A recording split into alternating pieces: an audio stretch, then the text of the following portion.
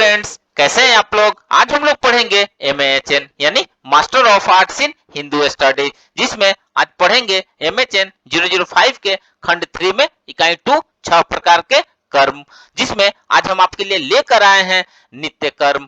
तो video start करने से पहले जो भी फ्रेंड्स हमारे चैनल पर नए आए हैं कृपया चैनल को सब्सक्राइब कर ले और बेल आइकन को प्रेस कर दें, ताकि जो भी लेटेस्ट वीडियो हमारे चैनल पे आए वो सबसे पहले आपको मिल सके। तो आइए ज्यादा टाइम को न लेते हुए चलते हैं अपने टॉपिक पर। 6 प्रकार के कर्म में नित्य कर्म के बारे में पढ़ते हैं। तो आइए वीडियो को स्टार्ट करते हैं। नित्य कर्म का अर्थ है प्रतिदिन किए जाने वाले कर्म। इनको करने से भले ही विशेष पुण्य की प्राप्ति न हो, किंतु न करने से हानि अवश्य होती हो। इन गतिविधियों में दंत धावन, स्नान करने या घर में झाड़ू लगाने जैसे संसारिक कार्य शामिल है।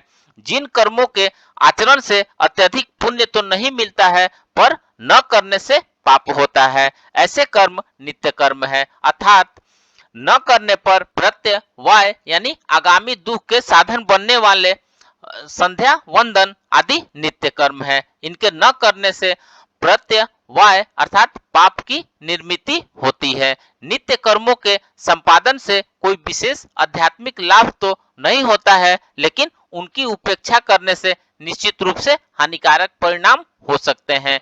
इनके न करने से घर में कूड़ा कचरा बढ़ेगा, शरीर पर मैल जमा होने से निसंदेह स्वास्थ्य संबंधी समस्याएं हो सकती है। इसी प्रकार व्यक्ति दिन भर जाने अनजाने अनेक पाप कर्म करता है, वे एकत्रित होकर हानिकारक न हो और आत्मा के परम लक्ष्य मुक्ति अर्थात मोक्ष की प्राप्ति में बाधा उत्पन्न करेंगे।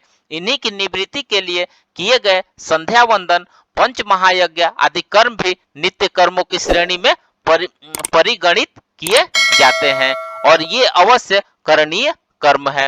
अवश्य करणीय कर्म वस्तुतः प्रतिदिन चर्या में अनजाने में होने वाले पापों के विनाश के लिए किए जाने चाहिए। स्मृति ग्रंथ में मानव द्वारा प्रतिदिन किए जाने वाले 6 नित्य कर्म बताए गए हैं, जिसमें सबसे पहला है संध्या, दूसरा स्नान, तीसरा जप, चौथा देव पूजन और पांचवा वैश्य देव और छठा आतिथ्य सत्कार। शुद्ध अंतःकरण की प्राप्ति के साधन बनने वाले संध्या बंदन और पंच महायज्ञ आदि कर्म नित्य कर्मों की श्रेणी में आते हैं। गृहस्थी में नित्य होने वाले पाप कर्मों को संतुलित करने के कारण ही नित्य कर्म करने से पुण्य नहीं होता है, क्योंकि यह प्रतिदिन हो रहे पापों को तटस्थ करता है। किंतु यदि यह पंच महायज्ञ न किए जाए तो इन पापों का परिहार नहीं होता है और पाप एकत्र होते जाते हैं। इसके फलस्वरूप मनुष्य अपनी वर्तमान स्थिति से नीचे गिर जाता है। इसलिए नित्य कर्म अवश्य करणीय है।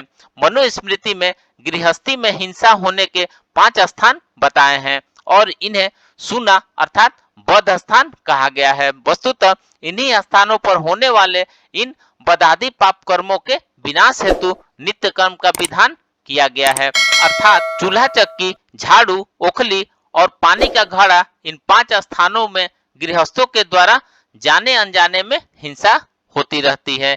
इस हिंसा के कारण इन वस्तुओं को अपने लिए उपयोग में लाते समय मनुष्य पाप से संबंध होता है। आइए अब नेक्स्ट देखते हैं इसका पंच महायज्ञ। अब विचार किया जाए तो यह ऐसे कर्म है जिनका न तो परित्याग ही किया जा सकता है और न ही इससे होने वाली हिंसा को रोका जा सकता है। इस स्थिति में क्या किया जाए इन पाप कर्मों से निवृत्ति हो सके, इस संबंध में मनु स्मृतिकार का कथन इस प्रकार से है।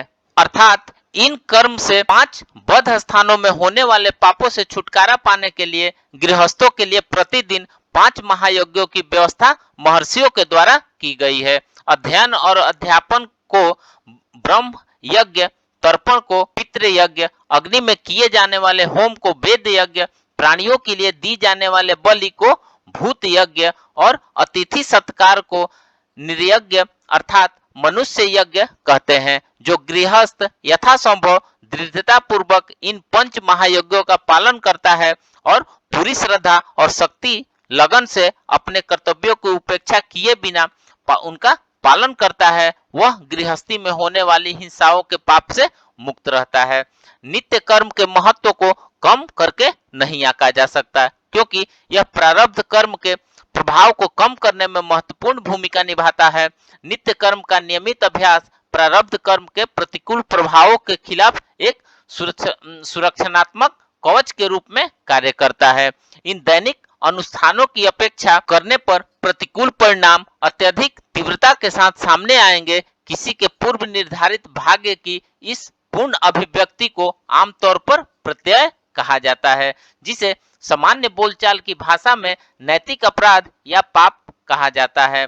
नित्य कर्म निर्धारित कर्तव्यों को सुसंगत और नियमित आचरण को संदर्भित करता है। इन कर्तव्यों का अनुशासित ढंग से पालन करके व्यक्ति अपने जीवन में व्यवस्था और संरचना की भावना स्थापित करते हैं। इससे आध्यात्मिक प्रगति के लिए एक मजबूत नींव तैयार करने में मदद मिलती है। तो फ्रेंड्स, इस प्रकार से आज हमने 6 प्रकार के कर्म में नित्य कर्म के बारे में पढ़ा। तो मिलते हैं एक नए वीडियो के साथ में, तब तक से हमारे चैनल पे बने रहिए। धन्यवाद।